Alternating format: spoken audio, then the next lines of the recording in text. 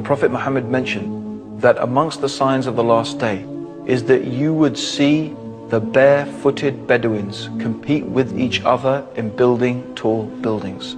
This is remarkable. Look and go and visit Dubai, Abu Dhabi, Saudi Arabia, Bahrain. These are places. Now you will find the people who years ago were barefooted Bedouins competing with each other in who can build the tallest building in the world. This is something the Prophet Muhammad was predicting 1,400 years ago. The Prophet Muhammad ﷺ also mentioned that there will be an increase in killing to the extent that the one who's being killed doesn't know why he's being killed. The one who's killing doesn't know why he's doing the killing. I think this is describing the condition of some cities today. Also, the Prophet mentioned that there would be the increase in the use of riba, which means usury, interest, credit cards, mortgages, things like that, to the extent that no one would be able to escape the dust of it. Everybody will be affected by it, just as the Prophet Muhammad predicted 1,400 years ago. The Prophet also said that there will be an increase in literacy.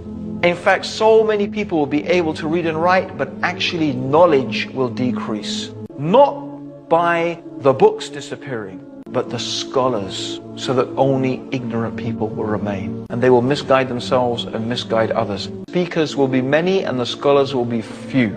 Also, the Prophet Muhammad ﷺ said that there will be such an increase in musical instruments, and Muslims will make it lawful even though it is forbidden. Also, he mentioned there will be an increase in sexual promiscuity. Because of this, diseases would appear that people had never heard of before. Isn't that the case? He mentioned that women will be naked although they are dressed. The dress of some women today. And also the Prophet mentioned the worst and the most ignorant people will become the leaders. And really seems to have taken place exactly as the Prophet Muhammad said.